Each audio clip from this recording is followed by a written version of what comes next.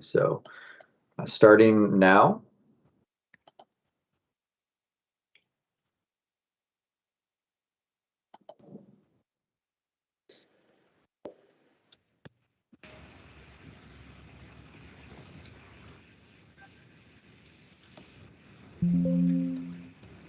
All right, let's go ahead and get started. Hello, everyone. My name is Grace Arnold. I'm the Commissioner of the Department of Commerce, and I am pleased to welcome you all to the Governor's Advisory Council on Climate Change meeting today. I will do a quick round of introductions, and I'm going to ask that the group tag the next person because I can't see everyone on my screen. And so once you do introduce yourself, just ask someone else who's on the advisory council to introduce themselves, and then we'll get to the end of that. After we do intros, I'll do a brief kind of kickoff to the meeting, and then the bulk of the discussion will be led by the state's contractor, the Great Plains Institute. So I am going to ask Dave to be our first to introduce himself first. Hello, I'm Dave Sunderman, Benco Electric Cooperative out of Mankato. I don't know, Mike.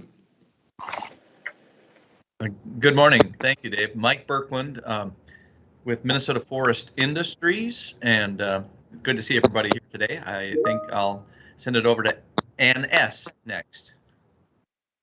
Hi, Ann Schwegel, Minnesota Farmers Union, Farmer Western Minnesota, and I will send it over to Hilda. Hi, I'm Hilda Martinez. I'm an independent climate consultant, and I send it to Ann without an E. Hi, Ann Mulholland with the Nature Conservancy, and I'll hand it over to Doug Scott. Hi, everybody. Doug Scott with the Great Plains Institute. We'll go to Pat. Hi, Pat Luneman from Twin Eagle Dairy at Clarissa, Minnesota. And all I have are initials here. So is there a KB here?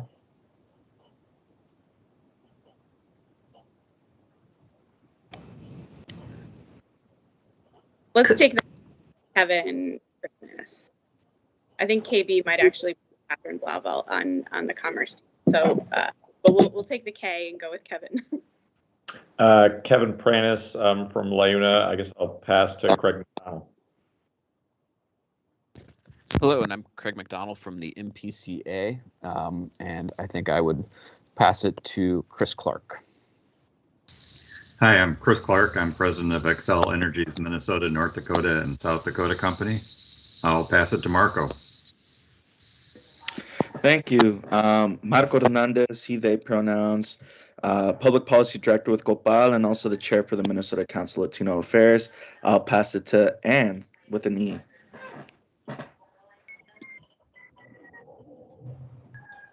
I think yeah, go ahead, Ann. You can just pass. I mean, a quick pass. Oh crap! I got to pull up my participants list again. See, Mike Birkland, have you? Yeah, I passed it to you. I think we might be done with the council. So thank you for indulging me in our little game of pass the torch. So we do have a couple of folks from the Great Plains Institute, as I alluded to before. I'll ask them to introduce themselves when they kick off the sort of the bulk of the conversation. And and we have Frank Kolash on from the MPCA, and I think I saw Commissioner Kessler as well. So we have a few of our state team on. So thank you all for joining. This meeting is in large part a follow-up to a portion of the conversation that we had in October when we met. And we talked a little bit about kind of what you can bring and where your sort of unique space that you can occupy in the world of, this in the Climate Council, but then also kind of, for the state of Minnesota. We also heard that you wanted to have probably a little bit more alignment with the state work that was going on, and a focus on the climate action framework kind of in tandem. So working together on the framework and a little bit more alignment with the state. So we've come up with a proposed or sort of draft work plan for the coming year. And the purpose today is to really get feedback on that. We wanted to give something that could be reacted to so that it wasn't just trying to talk through, what we might do or what you all might focus on without something. So we have a more detailed work plan to share. And again, it's in draft form. And the goal here is just to kind of work through that with this group and then come to something that will work for this group for the coming year. The governor is going to join us at 11, which I'm very excited about. So we'll get some work done. We'll talk to the governor for a bit, and then we'll continue with to finish out the discussion. So I'm going to introduce now the Great Plains Institute, and I'll let their team introduce themselves. They're working under contract to the state and are a nonprofit that's working on climate issues around the country. One of the reasons that we have contracted with GPI is that they ran a similar process to the climate framework, but also engagement process in the state of Michigan, and so have experience kind of helping bring in advice and counsel from the outside to the state, but also, kind of having those very collaborative processes. So we're really happy to have GPI here, and I'm going to turn the remainder of the meeting over to them, or at least the next portion of the meeting over to them. Trevor, am I handing it to you or Rolf? Yeah, Commissioner, I can take it from here. Great. Thank you. Are you seeing a slide on screen? Yep. Great. I guess I'll kick it off and then we can do intros. So good morning, everybody. My name is Trevor Drake. I'm with the Great Plains Institute. As Commissioner Arnold said, we've been hired by the state to support the overall Climate Advisory Council process. And what we'd like to do this morning is discuss a proposed work plan for the council from now through next year. Importantly, we're proposing this to all of you to get your feedback and refine the plan in response to that feedback. So you can think of this as the first draft, not the final product. And why don't we do intros? So why don't we go Rolf, Doug, and then Alyssa, the GPI staff. Good morning, everybody. Rolf Nordstrom, I'm the CEO of the Great Plains Institute. And for those of you who may not be familiar with GPI, we are just about to enter our 25th year this coming year. As Commissioner Arnold said, we're a nonprofit. We're a 501c3. We are based in the Twin Cities, but we do work all over the country, as she said, with cities and states and utilities and companies and other interests in helping them achieve their own clean energy and climate goals.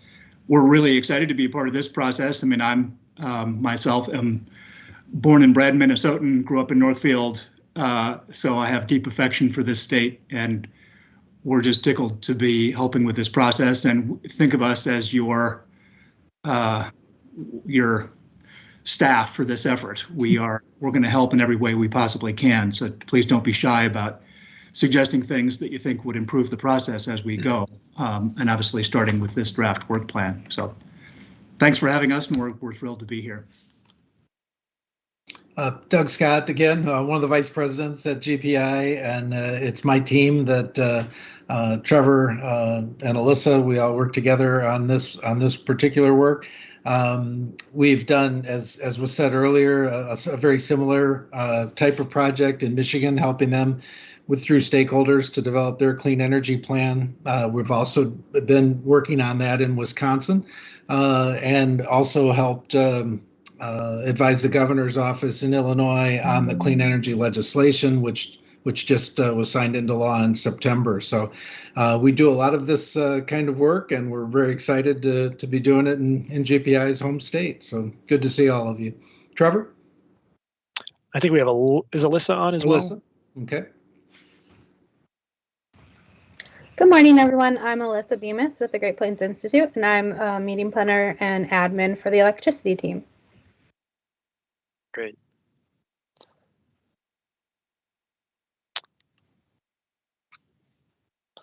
So this is just a reminder of the council's charge, which is to advise the subcabinet and do the following: identify opportunities and barriers around policies and strategies to reduce emissions and promote resiliency, promote equity by examining impacts and incorporating the voices of those most impacted by climate change, and promote a just transition.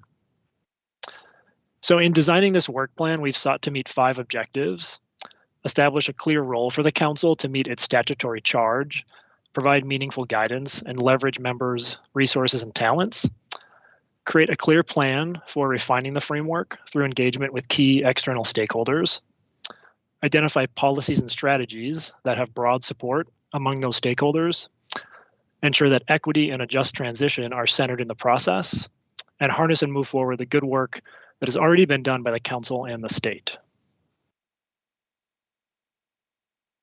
So here are the basics of the proposed process. The council, with help from the state and GPI, would form work groups around each of the 6 goal areas in the framework. The work groups would be tasked with reviewing and refining the draft framework, and in the process, identify which policies and strategies have broad support. Council members and state agency representatives would sit on coordination teams that would guide the work groups, including advising on the overall process and meeting agendas. Excuse me. The work groups will ultimately send their suggested refinements to the council, which will review them and send a final package to the subcabinet for consideration. And then GPI staff will facilitate both the coordination teams and the work group meetings, as well as handle all logistics for the overall process. So finally, here's a summary of the council's role and timeline. From now through January, we would form the coordination teams and begin recruiting workgroup members. From January to April, the workgroups would meet to identify refinements to the framework. In May, the council would meet to review the suggested refinements and then present them to the subcabinet. And all of this is leading towards publication of the final framework in June. And then beyond June, the council will be asked to advise on implementation of the framework. And I'll just mention, there's a lot more detail, of course, in the Word doc that was sent out. And one of the important things is that we acknowledge that a work group may not be the best format for all of the goal areas. And so we would really rely on those coordination teams to figure that out, sort of as step 1. Maybe there's another plan that makes more sense to achieve the same set of objectives, and we want to be open to that. So that's all I have for slides, because we really want to hear from all of you and get your input and take any questions or comments. So I'm happy to pull up the Word doc through the discussion, and I'm just going to ask folks to use the raise hand feature. I think that's probably the easiest way to manage on Teams.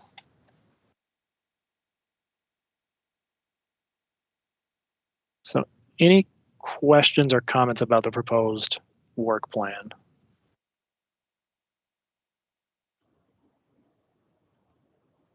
Now I've got to get the participants list to show up here. All right, Hilda, you've got your hand up. Why don't you go ahead? Thank you for the presentation.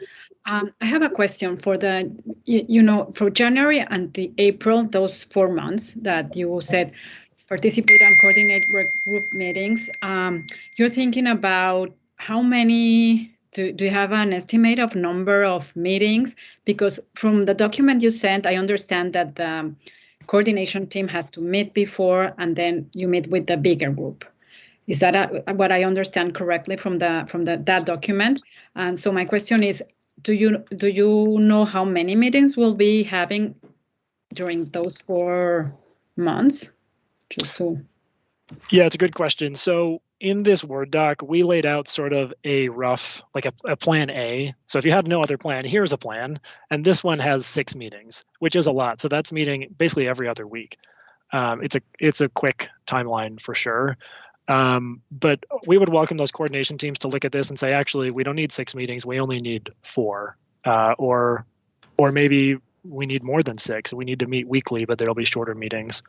So, but we thought 6 would be enough time to do some pre-work, get folks started, and then have enough time for ample discussion. And one of the goals is to make sure that we have time to sort of identify where there's buy-in among key stakeholders and work through issues of, areas of disagreement. So it seems like at least a handful of meetings would be needed to sort of work through that process. But I welcome your feedback. Can I answer? So yeah, 6 meetings. You are thinking about having the coordination teams will be some of them, and then the big stakeholders meeting. That's correct. That's those 6 meetings, or maybe more. So the way this is laid out, there would be 6 meetings of the stakeholder group, and then the coordination teams would be meeting in between. So maybe an hour-long meeting for the coordination teams between to sort of debrief and then plan the next meeting agenda. Okay.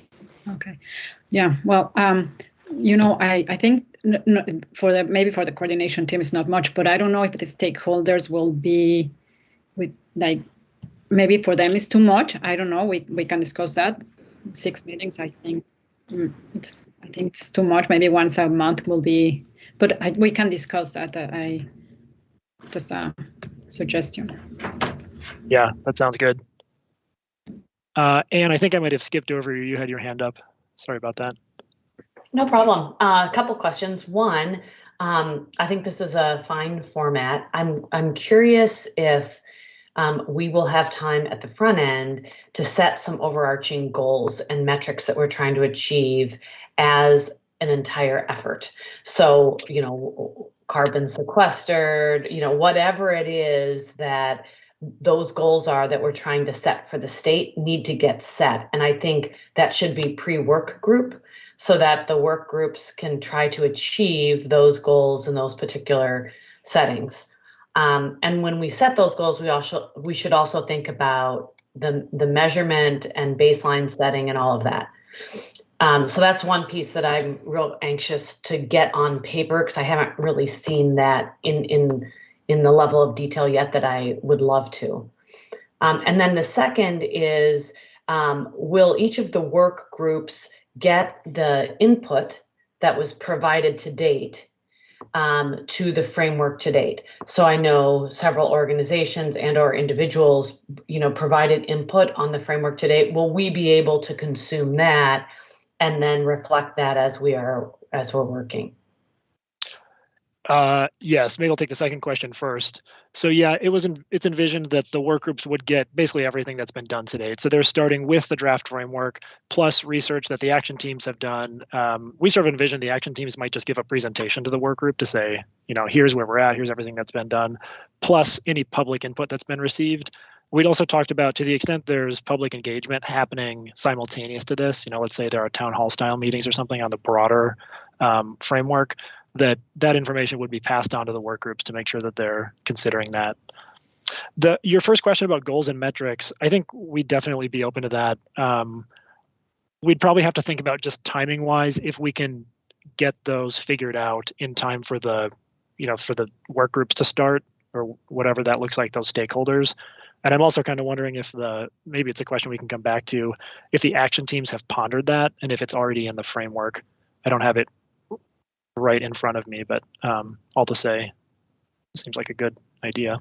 Rolf? This is Rolf. Yeah, and if I could just maybe ask a return clarifying question. When you talk about having a time at the beginning to set goals, I guess we were operating on the presumption, just given the way the executive order is written, that this whole effort is pivoting around the Next Generation Energy Act statutory goals as kind of the highest level, most macro thing that this effort is trying to achieve. And I think that's reflected in the current draft of the climate action framework that this group has seen. So in a way, I think it's a question for the council itself as a whole. Do you feel like there needs to be sort of another layer or a difference, or maybe a more ambitious set of goals that goes beyond the Next Generation Energy Act statutory goals? That does seem like it would be something to ask and answer early in the process, as you say, because if that's the case, because that would, I think, begin to recalibrate the whole framework itself if there were a new set of goals. Or maybe there's a set of goals like underneath that big Next Generation Energy Act goal. I think that's just important to clarify so that we know what each of the work groups then are pointing toward and counting toward, because ultimately we want to be able to count and collect data and be able to say that we've achieved X set of goals with these strategies in a work group. Yep.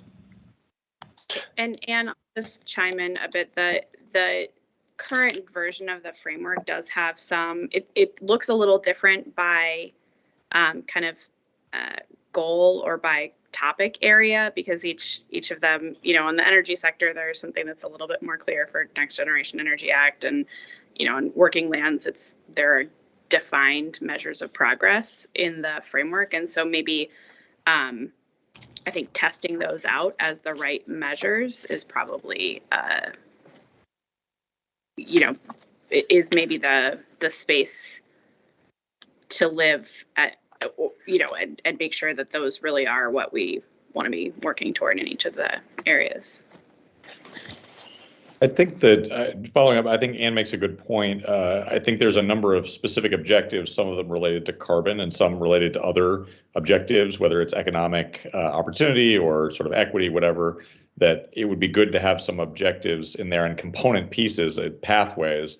And I think what would be most helpful is maybe to get a range of options. So if there's like a low, medium, and high options, and I think GPI would be in a better position to provide some basically sample goals, sample objectives within these areas. Like here's what 30% cuts to building, you know, related, or 40% cuts to building related emissions looks like, you know, drawing from what, you know, other states and, you know, sort of other plans look like and what seems like in the ballpark. And then I think the work groups could try and say, well, in order to get here, what does that probably require? And does that seem feasible and, you know, like prudent? And so we could start working on those targets and try to work them into a shape that people feel comfortable with.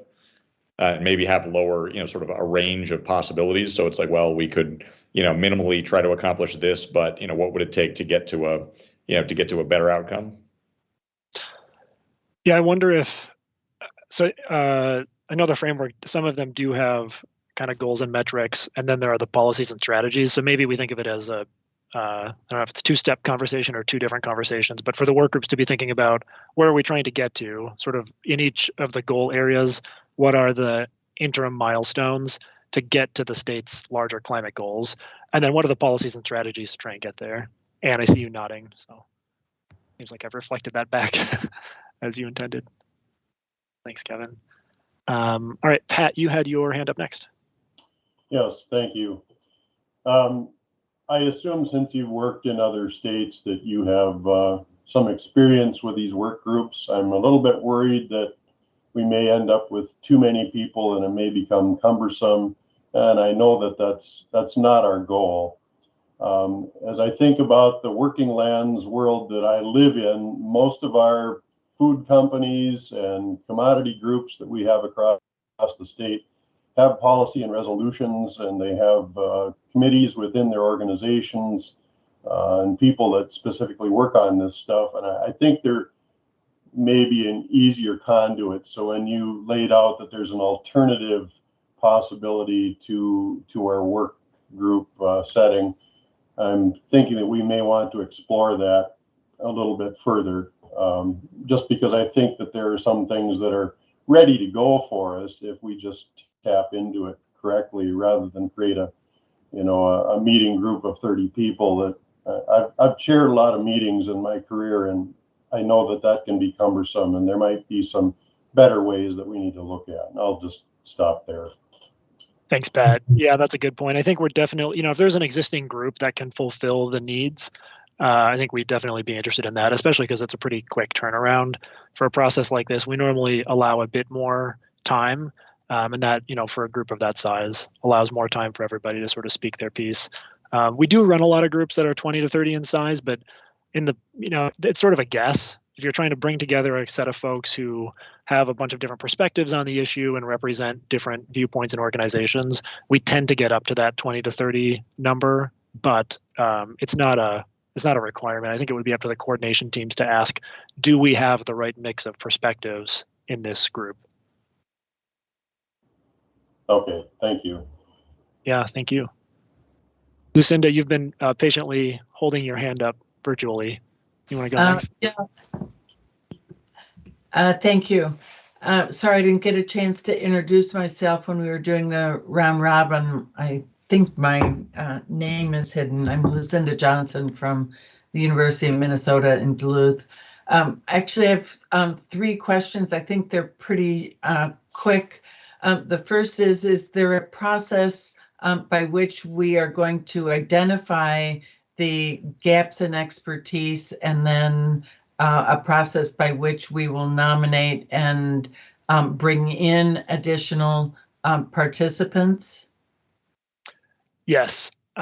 First on sort of the gaps in expertise. So we actually have so the coordination teams, we would work with them, and folks from state agencies would also work with those teams to help figure out who should be in these work groups, or maybe there's an existing group that can do it.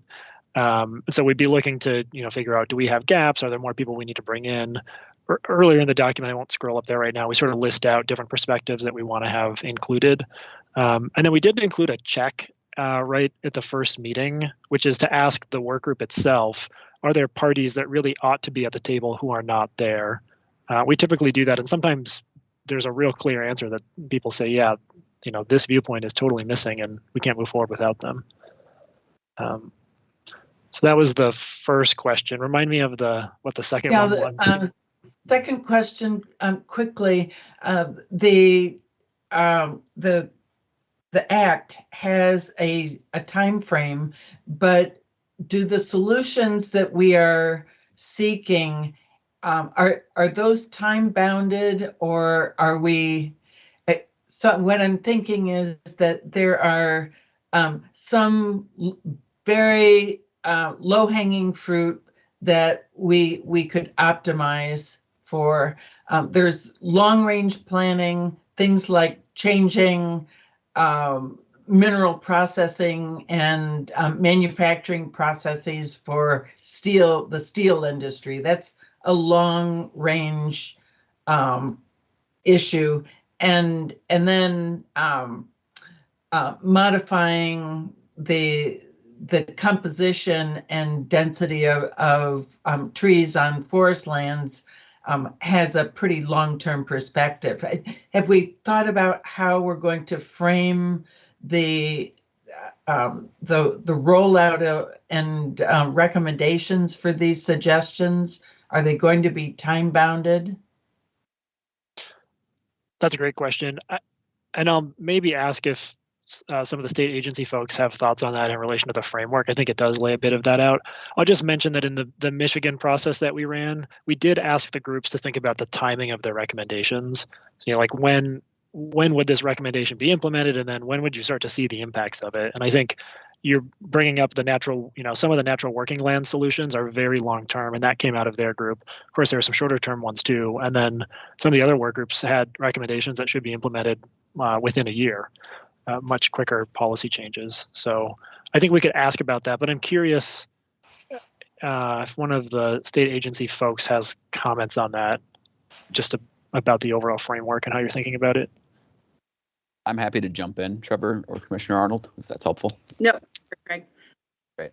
And I think to answer your question, Lucinda, we would want to hear suggestions on all fronts of the time boundedness, but like near term would be, if we think about this as an action plan and kind of beyond 2022, some of those near term foundational things are things that we would like to see. And if there are areas of broad support as well. I mean, long term actions are also great, but like if we think about this as a first step, some of those foundational pieces are an area for potential focus. But I think to Trevor's point, each sector may be a little bit different, and each work group may produce something that is a little bit different, but we would ask them to definitely consider, are they near-term, mid-term, or long-term strategies? Yeah, and Trevor, I'll jump in here and reinforce what Craig was talking about. And I think, to Lucinda's point, one of the challenges, especially using the national and working lands area as an example, it will take 10, 20, 30 years before we realize the long-term benefits of this. But we don't get counting on those 10s or 20s or 30 years until we are more active in getting those put into place and starting to build those. So when we're looking at some of the near-term actions, it's if we're going to build that foundation, we need to start building it now. We really should have been building it 15 years ago or 10 years ago. But in order to start reaping the benefits in the mid 2030s and 2040s, we really need to amplify and expand the scope and scale of some of these programs, especially in the natural and working lands area, in the next few years, so that we start the clock on when we will be able to reap those benefits in the future.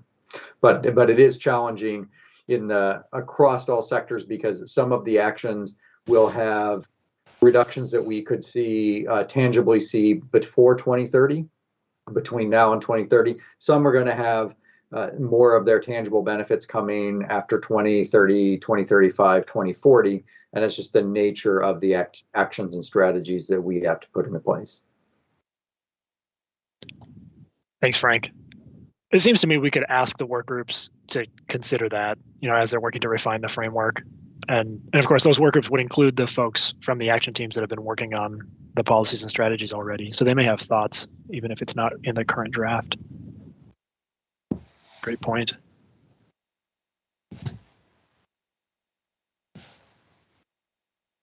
Are there other, Lucinda, I guess you can say if that seems like it sounds good on your end, and then I'm wondering if there are other comments or questions on the proposed work plan.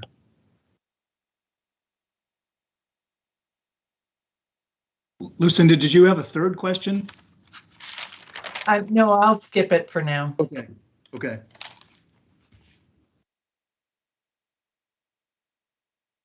I'm not seeing any other hands up.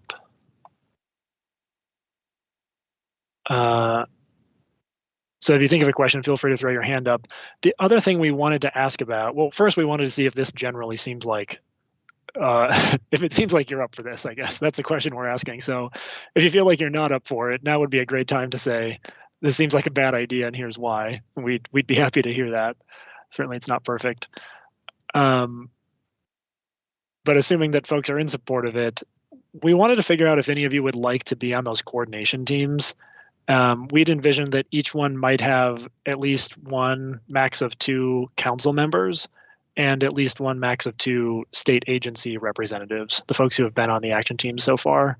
And then, of course, we, GPI, would coordinate and facilitate those coordination team meetings and do a lot of the help along the way. But those teams are really tasked with thinking about, who needs to be involved, what does the process look like, and then probably the most important thing is setting the agendas and making sense of what happens in the meetings, and then helping to carry that forward to the next meeting, providing some advising to the process. In the survey that we sent out, a few of you said you were interested in being on those coordination teams. So I think Patrick and Anne, you both expressed interest in being on the coordination team for the climate smart natural and working lands. And then Hilda, I think you expressed interest for the clean transportation. And that was it. So I wanted to ask if there's interest among other folks here in being on the coordination team for any of the other goal areas. Of course, we don't have to finalize this today, but it seems like it might be a good time to talk about it. Mike, you've got your hand up. Go ahead, and I'll scroll up to those areas. Yeah, thank you. Yeah, I guess maybe I filled out the survey wrong, or maybe it didn't come through correctly. But yeah, I filled out the natural and working lands participatory group as well, or check that box, or that circle, whatever it was. Rural communities are important as well. So I don't know what role on the community side of things.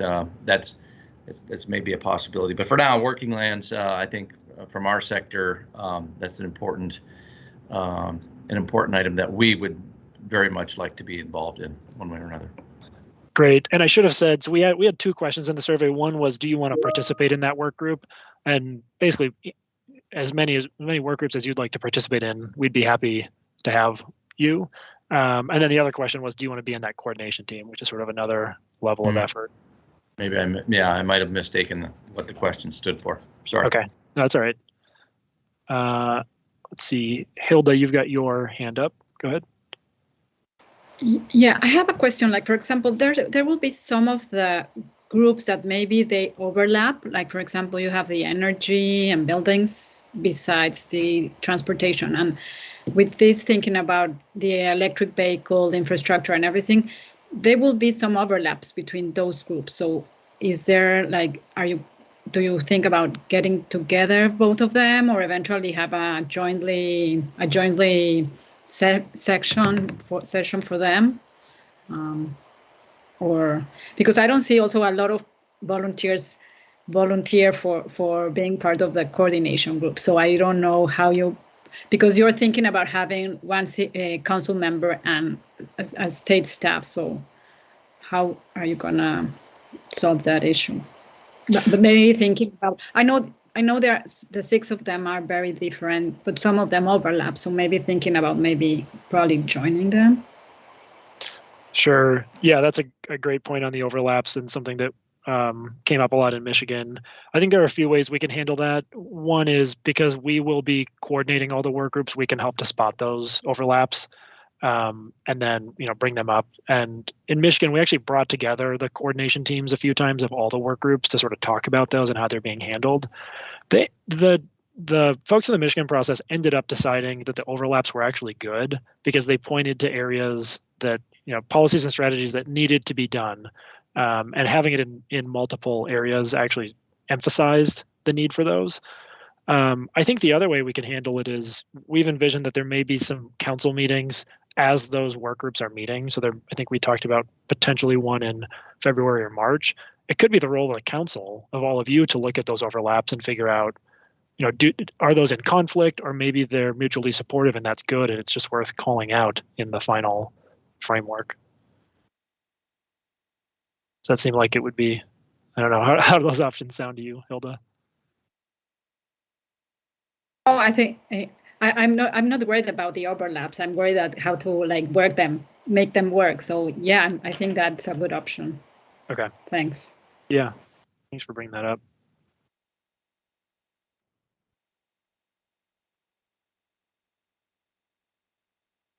So let me ask another question then about the coordination teams. Originally, we thought it would be really good, because one of the goals is to engage external stakeholders, that these teams have representation from the state and from somebody external to the state. And we thought, well, we ought to give, you're the council, we ought to give you the opportunity to be on those coordination teams.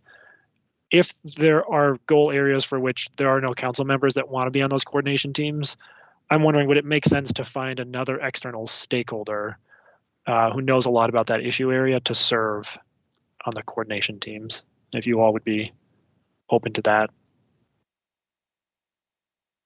That makes sense to me also. I put in the chat, I'm interested in clean economy, for sure, coordination team, and looks like there's not a lot of competition for it. Thanks, Kevin. I was going to come after you if you weren't going to volunteer for that one, so.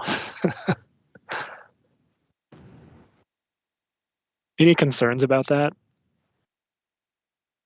If we don't have a council member? Okay.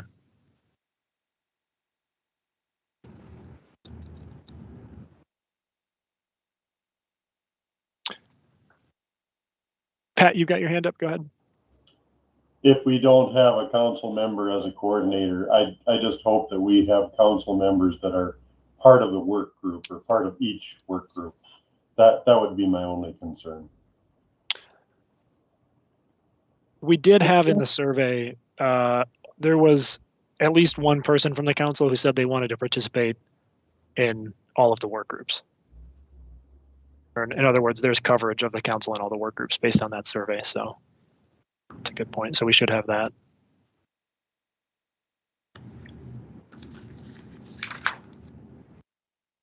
Pat, if you're talking, you're on mute.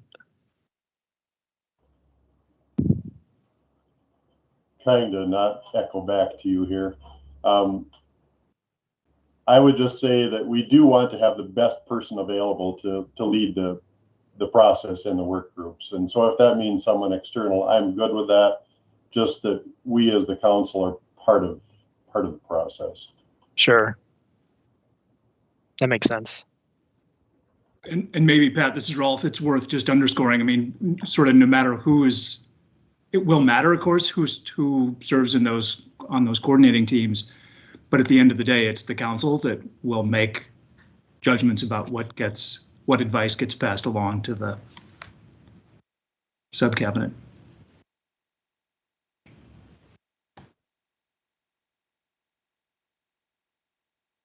Yeah, that's probably good to emphasize. Sort of the process here is, the work groups are working to refine this, basically making a suggestion about those refinements to the council. You all will have the opportunity to review those and then send a package onto the sub cabinet. I'll just acknowledge the timeline's pretty short to sort of review and make sense of those. So we want, to your point, Pat, we want to make sure that at least somebody from the council is participating in those groups. So it's not like you're all looking at this for the first time. Would help to have somebody with knowledge of how the process went. Dave, you've got your hand up. Go ahead.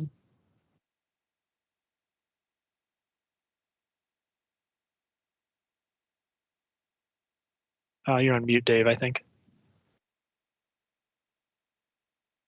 Thank you. I just echo Pat's comments that I think we should get the best person qualified to lead the groups within the state. So there's professionals in these areas, and so I agree with Pat.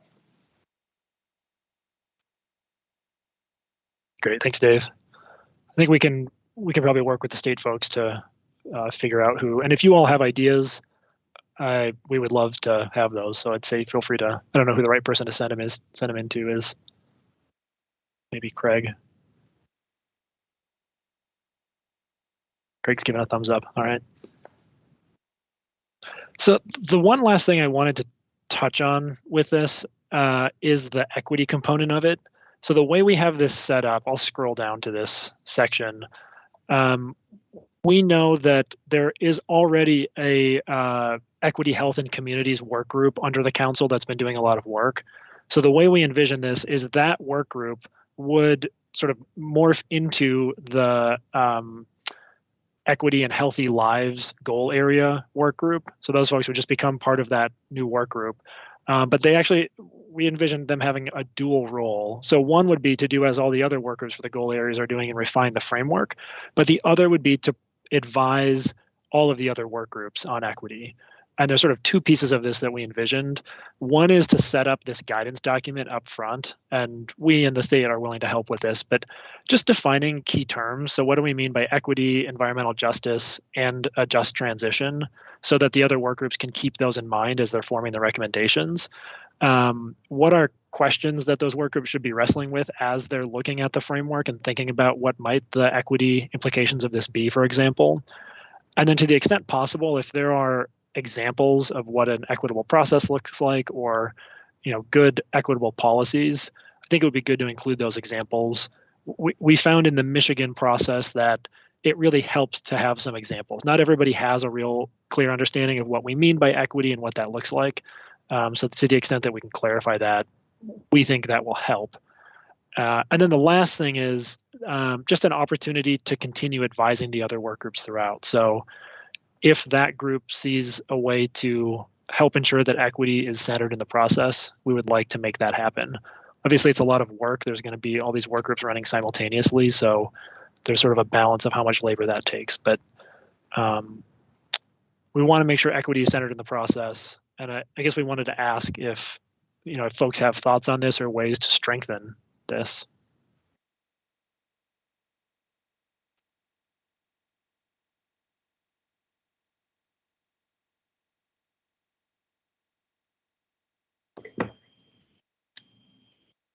Anne, did you have something? Yeah, I guess I would say this might be one of those areas, I'm not sure who brought it up, Kevin maybe, about bringing in experts that have a kind of a deeper understanding around equity issues and how to apply it. I think there are organizations out there that have spent a lot of time on this as it relates to climate, and it might be worthwhile to maybe do some focus groups or listening sessions with those organizations to make sure we're grounding this appropriately with those most impacted. I also think there's there might be two considerations that each group might want to take in as we look at what the plans are. One is looking at sort of existing inequities, often not related to climate, right? I mean, I think most of what makes sense to focus on are inequities that are not, because of climate change, but pre-existing inequities that are, sort of like independent of climate that nonetheless could be made worse or better, by what we do. And so one would be looking at what's the inequity. So if we're looking at energy, if we're looking at housing, the recognition that you're going to have older and less efficient housing stock, more rental properties, right? For low-income people of color, what impact does that have on people's access? In what ways could that be improved as a result of the way a plan is laid out? In what ways could it sort of, and I think the other consideration is the actions that we're proposing are going to have some impacts as you change markets and, as you shift to different fuels, there's winners and losers and impacts on customers. And so looking at what are the likely impacts, and same thing for just transitions, impacts on, communities and workers. And so, what are the existing equity sort of challenges relevant to that set of work that, we want to be aware of, and then what are the likely concrete impacts or the potential impacts on communities that are, already disproportionately burdened, and how do we make sure to avoid those impacts, maximize positive outcomes, minimize negative outcomes. Thanks, Kevin. I'm thinking, just as you were talking, that those are really good for these key questions. So that's why I started typing them in the document right here. That makes a lot of sense. I'm curious if there's somebody who's on the existing equity work group under the council who might have thoughts on this.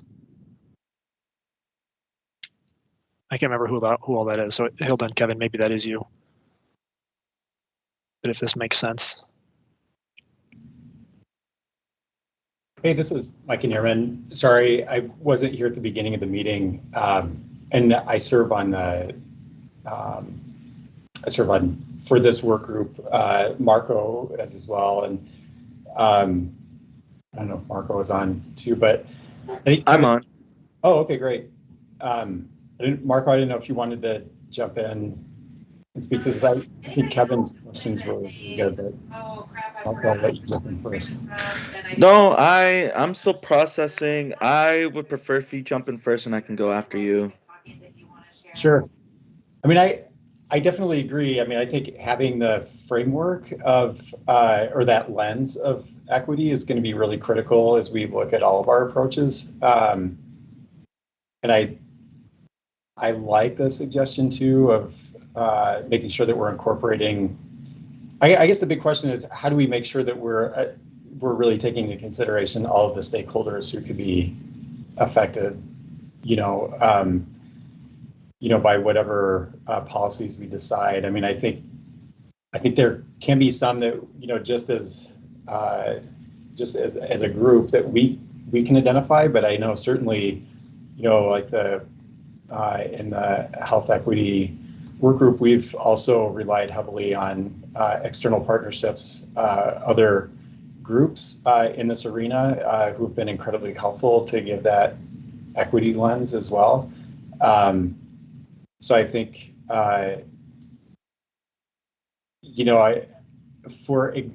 think really, I'll have to think more too about like number 3, what do those outcomes look like with examples, but I'm more than happy to do a little bit more exploration and work to bring back some examples. Thanks, Micah. Marco, did you want to add anything? No, I'm also sort of thinking on guidance on number 3 as well. It's just that, just like what Micah is saying, we have had a lot of support and help from external groups, such as the Midwest EJ Network and other folks as well. But definitely number 3 is always something that we have to think about, and it always stretches to, especially my work on like cumulative impacts. How does public testimony look like? How can we better connect a lot of people, especially from EJ communities, to the work that we do. A lot of the barriers that, including myself, that we run into a lot is that distrust of government, which makes sense. It goes back into especially what are the current inequities that needs to be considered. There's a lot of people that, looking through historical racism, that still hasn't been solved yet, that people are still disappointed that these things we've been fighting since the 60s and before that are still relevant to this day too. So it's still something that we got to think about, but I'm still going to be thinking of, what other people have been saying, but I'll get back to y'all on that. Sounds good. Thank you. Craig, you've got your hand up. Go ahead. Yeah, Trevor, I just was reflecting back on some of the discussion already on this, and really liked Ann's idea, and what Marco had just picked up on is, external partners have been doing this work for a while, and there's a need to engage with folks who aren't in this room to understand some of this. And so just want to lend support for that and acknowledge that here, where that seems like a direction that would be helpful and critical for us to go. Sounds good. Katie, you got your hand up.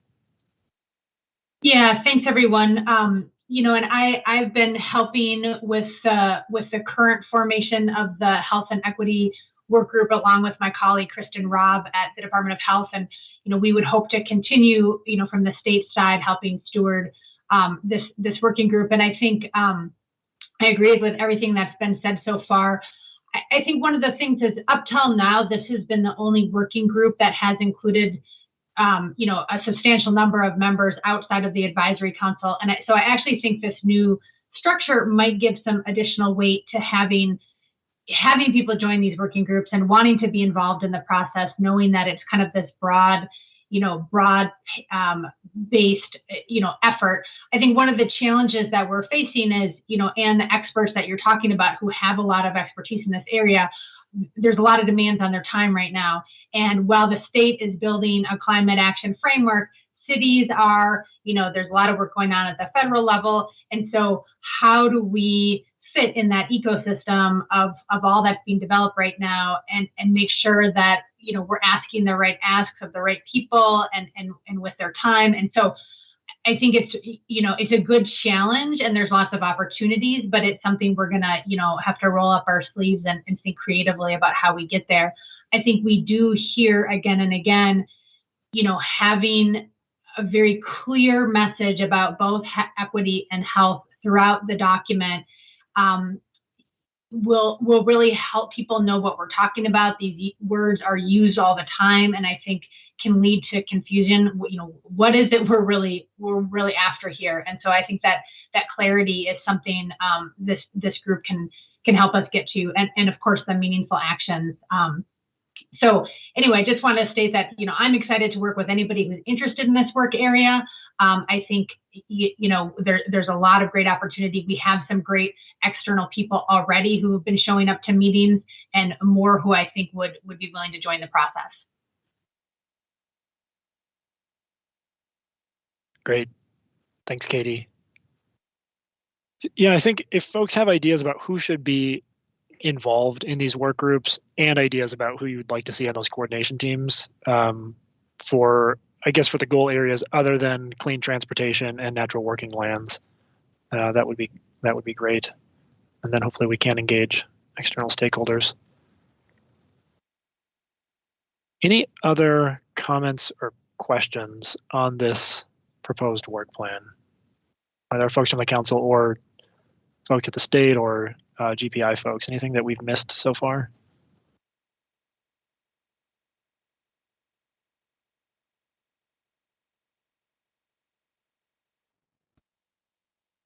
All right, we seem good.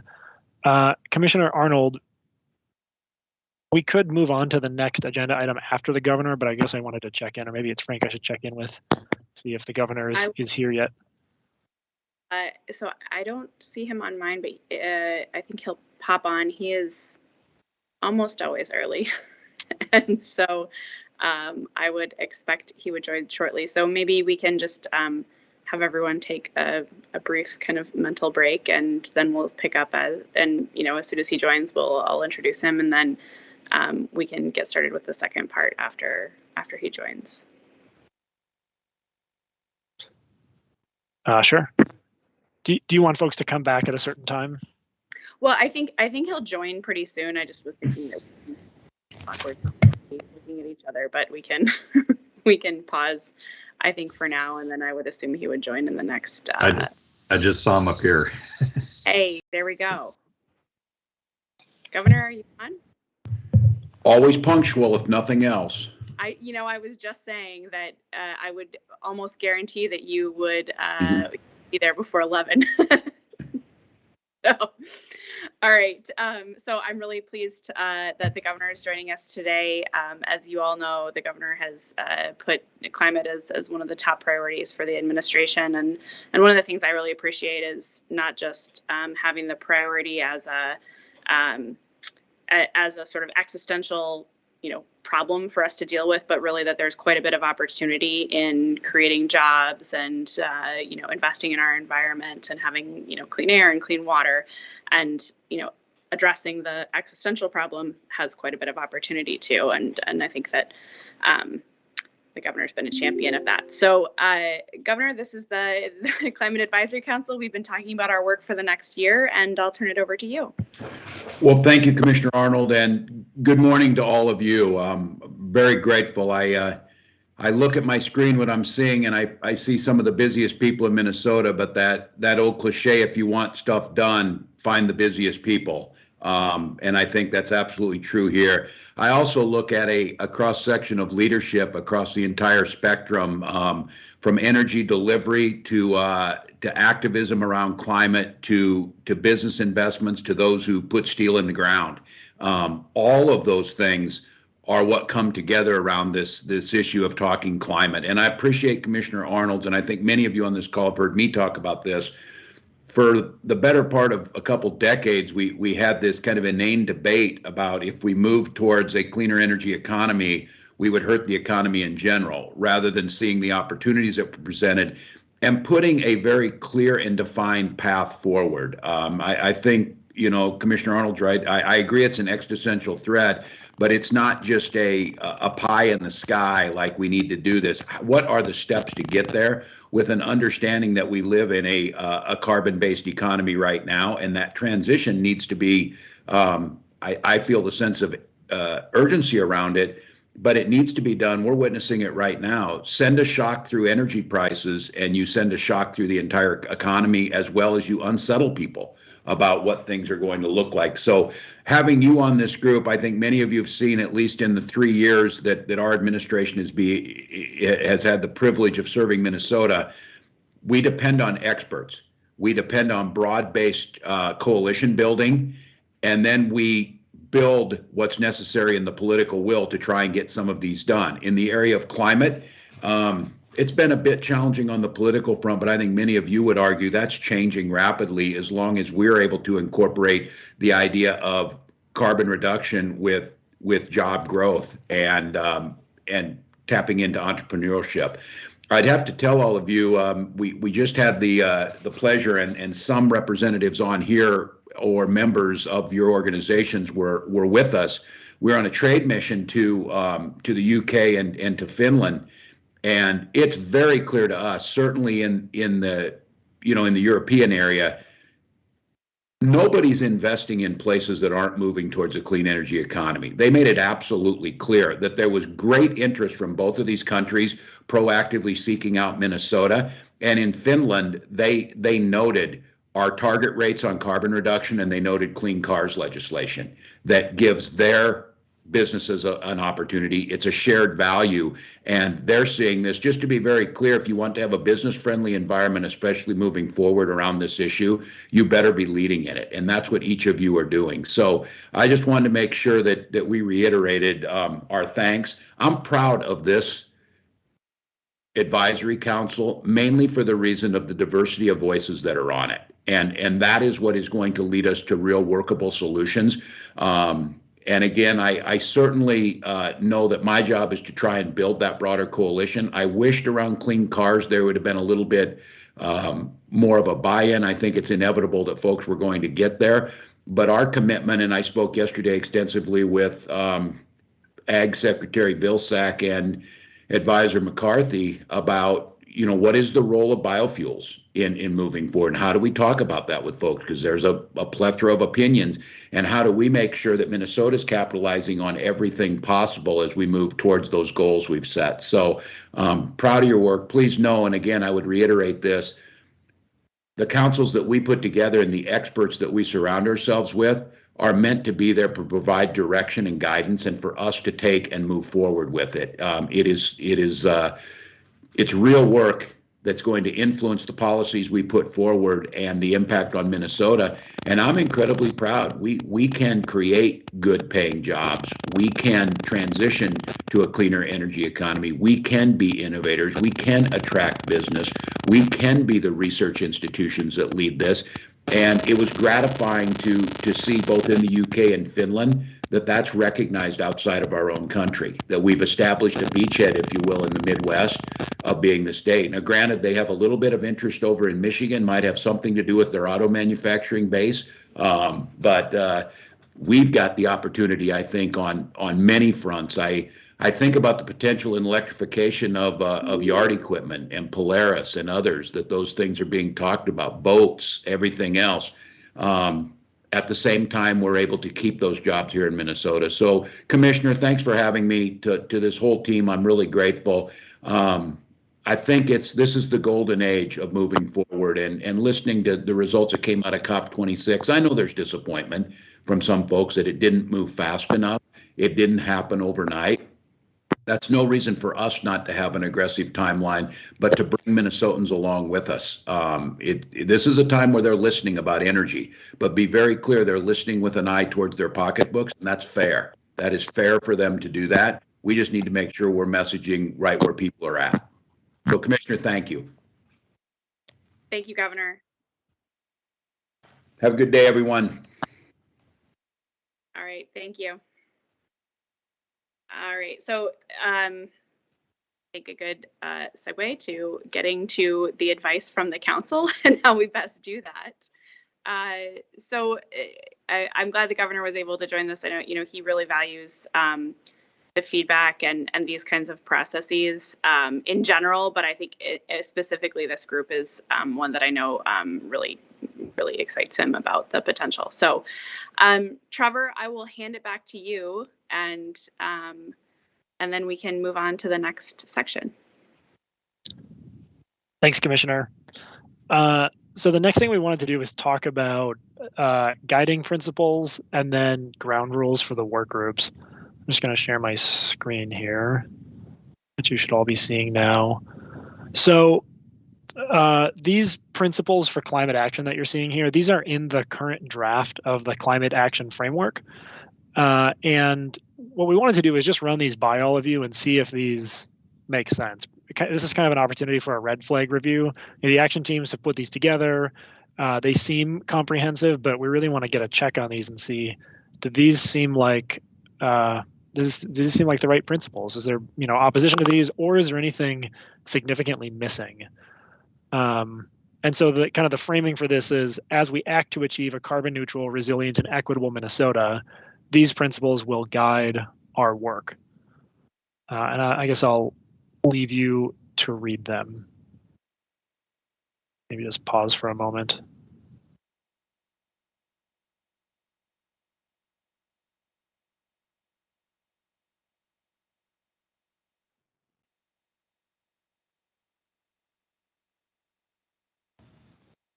It's maybe worth, just while you're taking those in, this is Rolf, maybe worth just underscoring again that these have had a fair amount of work and vetting. So we're not putting them back in front of you because we necessarily think there's anything wrong with them. It's just at the beginning of, if we're kind of doing a reset with this work plan, it's more of a gut check that these look good and that they look complete.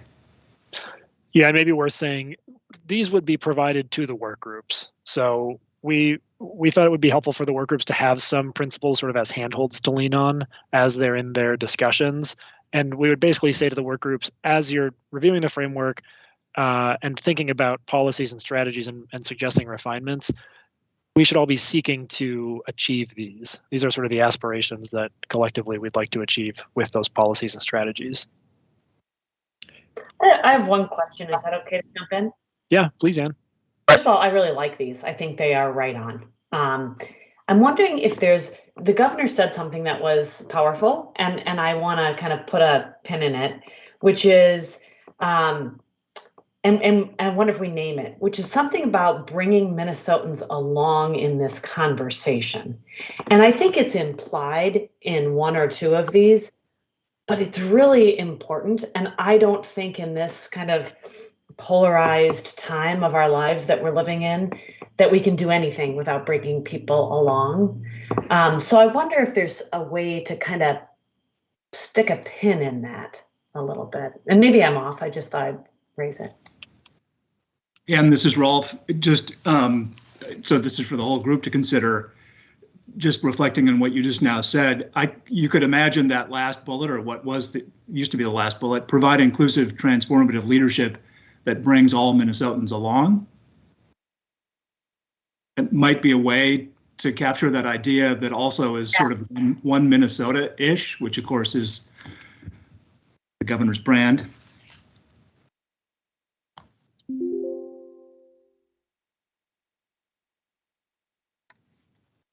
I'm going to number these just for reference purposes only to make it a little easier for us. They're not ranked or prioritized in any way. All right, we've got, and thanks, Ann and Rolf.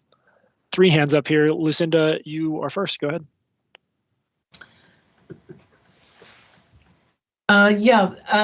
Thanks. I wonder if we can include a statement that we will rely on the best available science and minimize advocacy.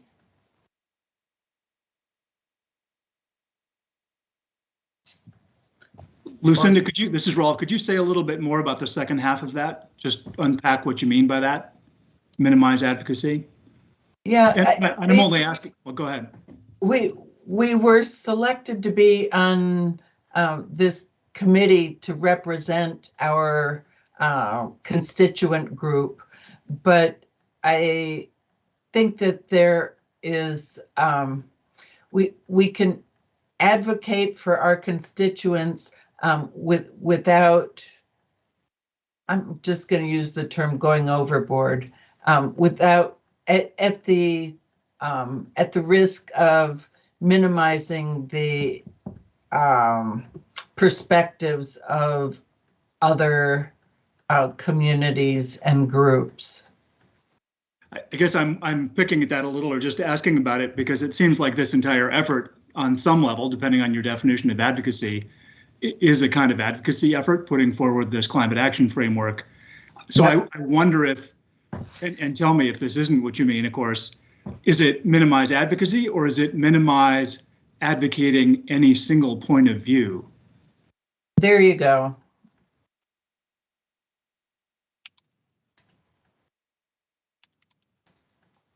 I mean, I don't want to put words in your mouth, but is that what you were getting at? That's exactly what I'm trying to say. It's that we should be open to multiple perspectives, and perhaps that's already stated, but some of us, and I'm a researcher, I get blinded myself. I tend to view the world through the research lens, and I don't always think about multiple points of view. So what I'm suggesting is that we all try to be open to perspective from other points of view. That's a good point, and it makes me want to talk about these ground rules as well, which we haven't talked about, because that point may fit in the ground rules or it may not. I guess, Lucinda, you could assess that. So let me just speak to these. When we were is a ground rule, you're right. Under respect. Sure. Okay. And listening. Yeah, when we were looking at these, it felt to us like these principles serve the purpose of talking about what we collectively aspire to what are the big guidelines we need to stick to in developing the recommendations, but that there might also be ground rules that are needed just in the way that these work groups should interact during the meetings.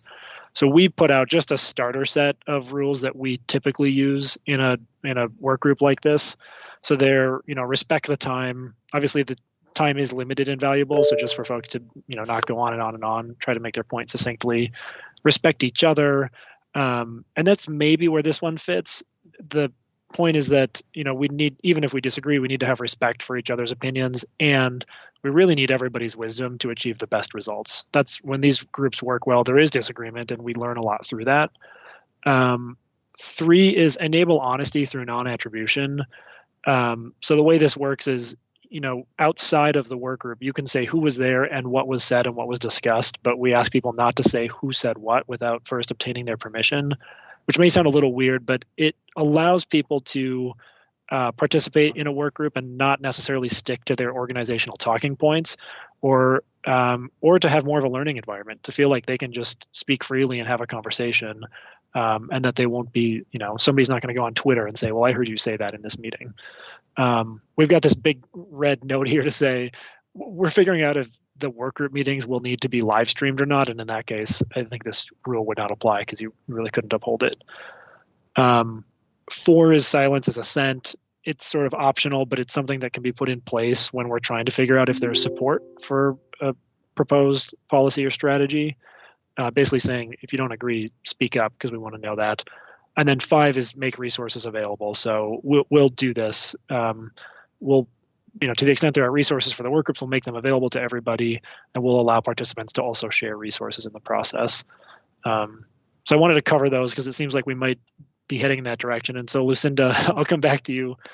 And I wonder if at least number 8 goes under so principle 8 goes under ground rule number 2, perhaps. Tell me what you think about that. I would agree with that. Okay. I'm just going to bring it down there. I just want to chime in and say that when you write number 8 into the other section to reword it, to me, it sort of sounds a little bit technocratic, and I don't want it to sort of look like that. This one here? Yes.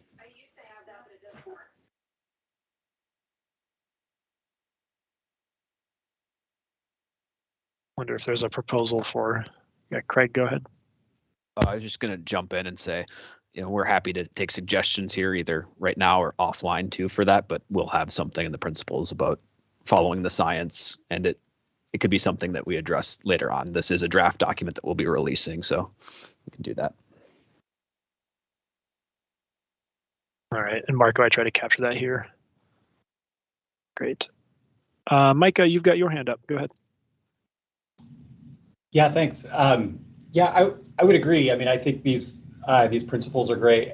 This may be more semantics, but maybe the way I was looking at this is really the first 2 are ultimately goals, and then the other ones are really kind of the principles by which we achieve those goals.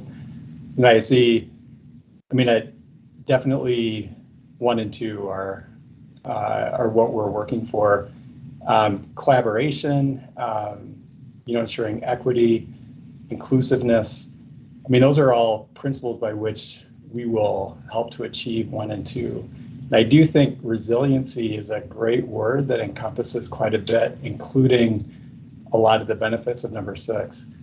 So I, just as a suggestion, would be great to encapsulate our goals of what we're doing a little bit more succinctly. And again, I'm just throwing out there as a suggestion, but then we could say these are the principles by which we could achieve these goals.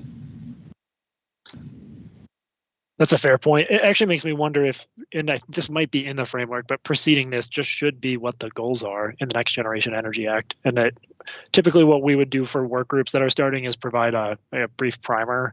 So it would say, here is the goal. Here's what we're working towards. We're asking you to develop policies and strategies in response to this, or in this case, refine them in response to these goals.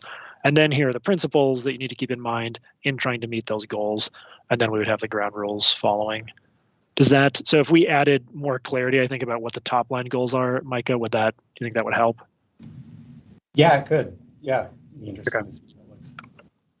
You do that. Kevin, you got your hand up?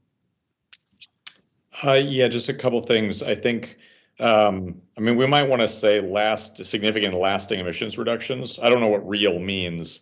I mean, it sort of implies that, we might not make real reductions, and maybe it's significant and lasting emission reductions. And then I think on this question of sort of bringing Minnesotans along, I don't think that saying that in this document helps brings Minnesotans along. I think that we need to say things in the document that do bring them along, and things that they can, find agreement with. And I think one piece that's not really touched on here is sort of competitiveness. And we found this to be I'd say the broadest base of interest in climate action is around competitiveness, whether you see climate as a priority or not, and whether you believe in climate change or not. I think there's a growing recognition that, markets are headed this way and that customers demand this. And so it might be good to, somehow maybe in existing points we're really trying to position Minnesota for, to be successful in a lower carbon economy here. That's and I think it's the broadest area of possible agreement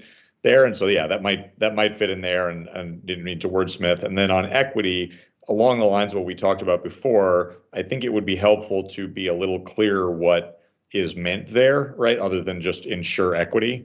I think, as I understand it, we're talking about trying to ensure that the benefits are equitable, right? And that the burdens, it's equitable, sort of like, at least one of the key things is equitable distribution of the benefits and burdens, or taking into account existing inequities, right? Something that is more specific to here's how equity plays into this analysis, rather than just we're going to deliver, we're going to ensure equity. I don't know the right words for that. I don't think we have to wordsmith here, but it's along the lines that we talked about before. Thanks, Kevin. Let me just ask, would this work for you? I'm just thinking that the competitiveness piece it seems to me it would fit in creating opportunity from challenge, but. Yeah, I think it could. There's probably a better version of it that I haven't thought of, whatever, but I think just somewhere that I think that word is missing, and that concept is missing somewhat from the document. And I think that's our, if we really want to bring more people along, that's the single best selling point. Great, thanks. Let's see.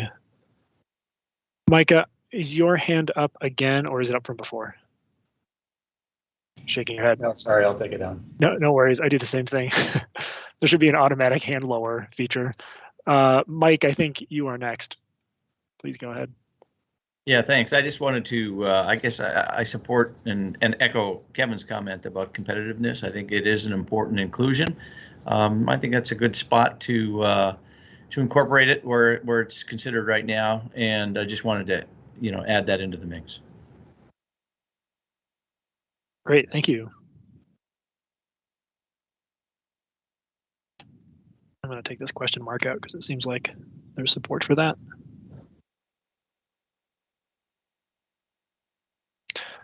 Any other comments on the principles? Comments or questions? As we can move to the ground rules. Process-wise, Craig, tell me if this is wrong, but I think I heard you say you all would take this back, and I can't remember exactly who all developed these, but basically think through if you're good with these edits or if you have other language to propose, and then I assume that would get sent back out to the council for review. Yes, there'll be another opportunity to look at a revised portion. We're right now at a professional writer to put it into one voice, and the edits that I'm seeing here, I don't think would give us any pause. So we may wordsmith a little bit here and make sure that it looks good, but the addition of 8 and some of the concepts that are added to 7 and to 5, I don't think are big issues for us at all. Great, that sounds good. Somebody did ask about the word real here, and I was just wondering if what was meant by that was measurable, or if maybe there's a clarification on that you could offer. Yeah, I think it is kind of getting into that real as in like measurable and durable, right? Long lasting, some words there, just making sure that it is not some kind of an accounting trick, which we would say, right? People want to feel that a greenhouse gas emission reduction is actual, it's additional to what has been currently added, and actually something that we can track. So got it. Okay. Sounds good. All right, let's move on to the ground rules then, and just see if there were any other any edits or questions about these. And again, these would be provided to the work group. So as those work groups, or whatever the alternative format might be, are meeting, we as the facilitators would seek to uphold these, and we would ask the folks on the coordination teams to help uphold these as well. And of course, all the members, participants.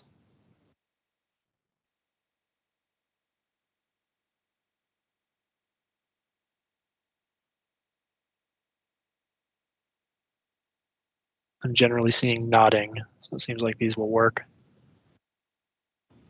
Trevor, are you seeing Ann's addition in the chat to number 8, proposed addition? No, sorry. No worries. I have to choose between the hand raised list and the chat, so I'm missing the chats. That's why I thought I would help crowdsource. Appreciate that. Science and other ways of knowing. Thank you.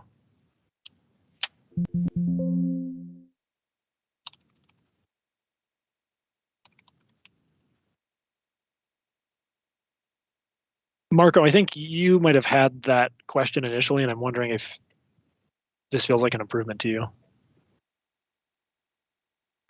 Yeah, I was also thinking, because it says rely on the best available science and other ways of knowing. I'll keep on thinking if I have any more suggestions, but it's definitely getting better. Okay. Might take this out then.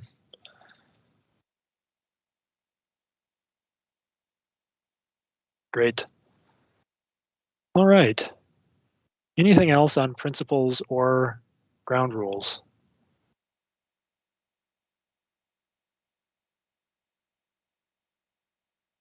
I'm seeing none. I think we may be able to give folks some time back in your day, but I guess I want to check on that. So here's a chance for any council members, if there's anything we've covered today that you feel like you haven't had a chance to speak to it, something you didn't get a chance to say, now would be a great time. And then folks at the state and folks at GPI, anything else that we've missed today before we go to wrap up?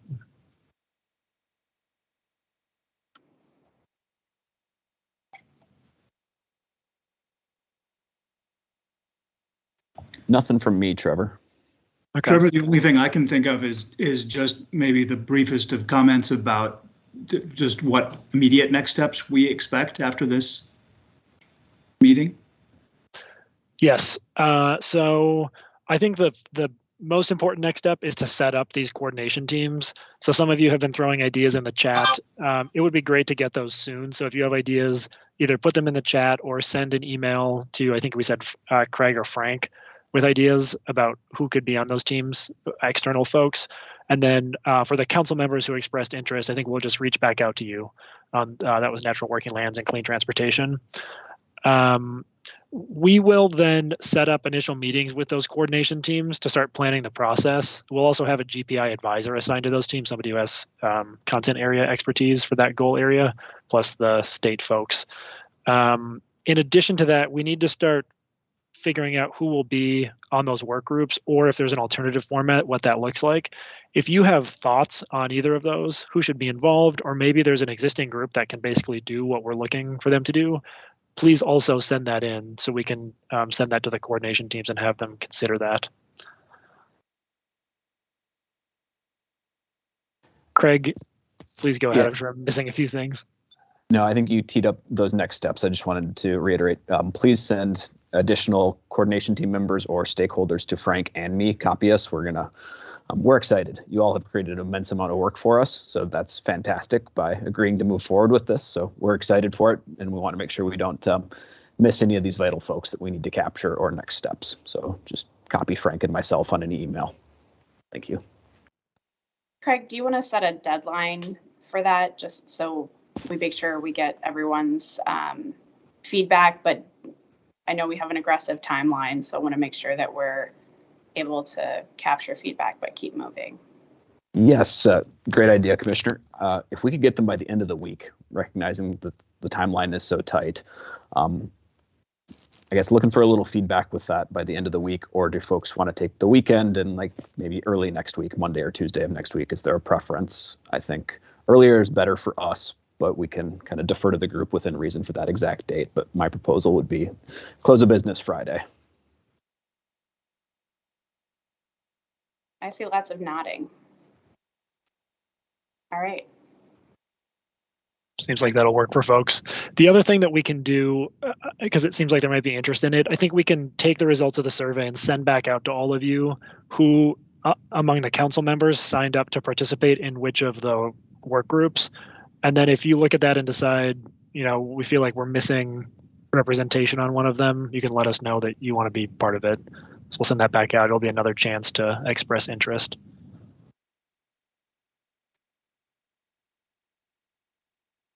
And with that, I think I'm turning it over to you, Commissioner Arnold, unless there's anything else. I don't have too much to thank you all for your time today and for your input. I'm glad to hear that this proposal is going to work and that we can now kind of form the groups and get working on really testing out some of the ideas that are in the framework and making sure that you know, we haven't forgotten ones, or that we need to be thinking about things in a different way, or that we're on the right track. And I'm really excited to get these groups moving, and then to hear the recommendations from the council at the end of the process, or in the middle of the process, I suppose, depending on which way you look at it. So thank you all for your time. I will congratulate GPI on running an exceptionally efficient meeting and giving you all half an hour back.